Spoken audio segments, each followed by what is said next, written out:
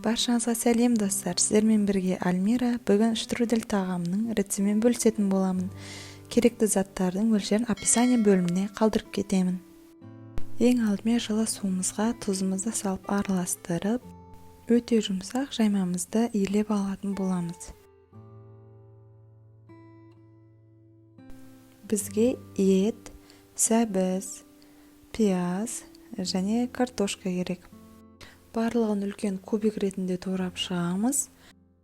Тек кішкентай сәбіз бен кішкентай пиязды бөлектеп қоямыз. Оны біз жайманың ішіне салатын боламыз. Осылайша барлығын кубиктап, үлкендеп турап шығамыз. Картошканың үлкендігі осы видеода көрсеткендей болса болады. Бұдан ұсақ болса езіліп кетуі мүмкін. Сондықтан осындай үлкендікте жарайды. Өте ірі емес, өте ұсақ емес. Май қызып тұрған ыдысқа ең алдымен пиязымызды салып, қызарғанша қуырып аламыз. Одан кейін оның үстіне етімізді салып, тағы да біраз қуырып, бетін жауып қоямыз.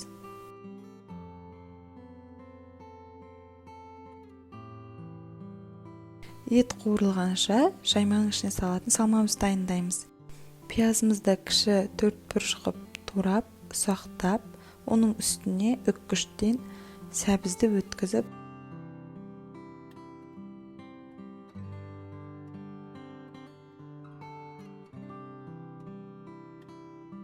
етіміз жақсылап қуырылғаннан кейін үстіне сәбізді салып, тағы да араластырып, бетін жауып қоямыз.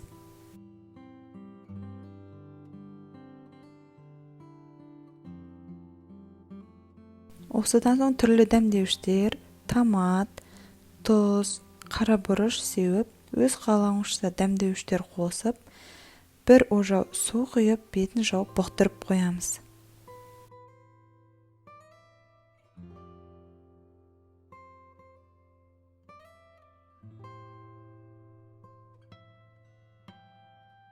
Тынып тұрған жаймамыздың үстіне ұн сеуіп отырып, өте жұқа қылып, жаймамызды жаятын боламыз.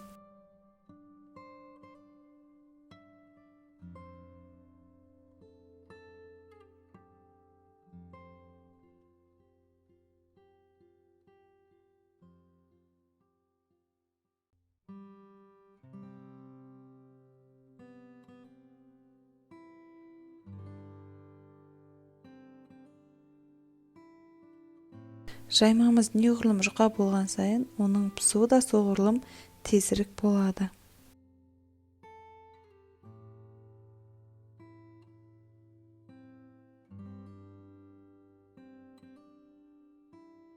Дайын болған жаймамыздың үстіне сұйық майды кисточка арқылы жағып шығамыз.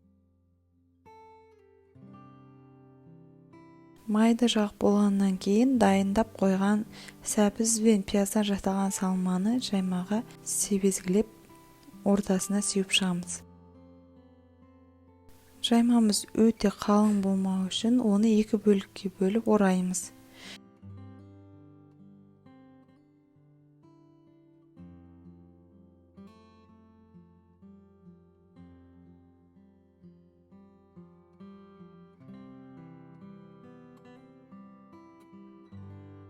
Әр оралған орамды 3 бөлікке бөліп дайындап қоямыз.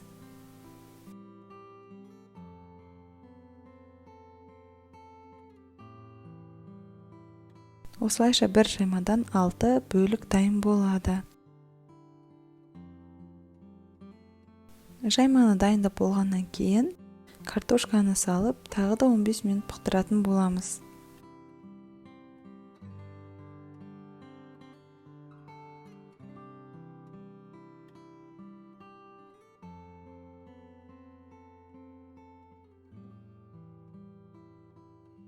Бұғып тұрған ыдыстағы тағамның үстіне жаймамызды алма кезек саламыз. Үстіне кішкене сұйық май жағып жіберіп, келесі 2 жаймамызды қойып, тағы да 15-20 минутқа астын басып, баяу отқа қойып қоямыз. Мінекей біздің тағамымыз пісті. Ыдысымызға әдемілеп салып, ұсына берсеңіздер болады. Ас болсын. Ұнаса лайк басып, тіркеліп, комментарий жазуды ұмытпаңыздар.